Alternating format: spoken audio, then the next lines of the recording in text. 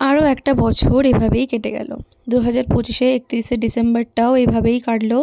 রাত্রির বেলা ছিল ফিস্ট, ক্লাবের সবাই মিলে, আমার বাড়ির সামনে যেহেতু ক্লাব, সবাই ক্লাবে একজোট হয়ে একটা ফিস্ট করেছিলাম। সবাই এসেছিলো পাড়ার, একটু গল্পগুজব করছিল, তারপরে আমরা খেতে বসে পড়েছিলাম। ছিল প্রথমে কফি পকোড়াও ছিল, সেটা আমার আর ক্লিপ নেওয়া হয়নি। তারপরে এখানে দিয়ে দিয়েছিল ডিমের ডেভিল, জল প্লেট তো আগে থেকেই দেয়া ছিল। তারপর ডিমের ডেভিল দেওয়ার পরে দিয়েছিল বিরিয়ানি আর চিকেন, আর সাথে ছিল ডিম সিদ্ধ, মানে ওটা এগ বিরিয়ানি হয়েছিল।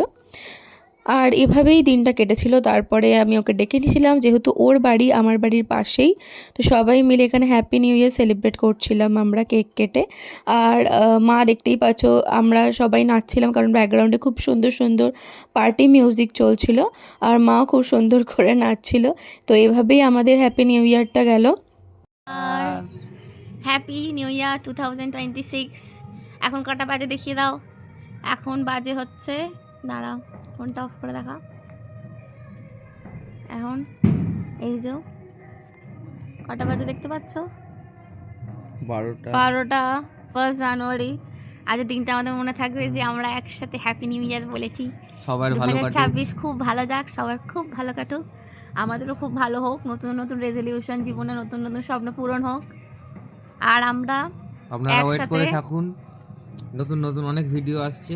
আর আমরা একসাথে কত বছর পা দিচ্ছি? এটা 9 বছর। ফেব্রুয়ারিতে 9 বছর।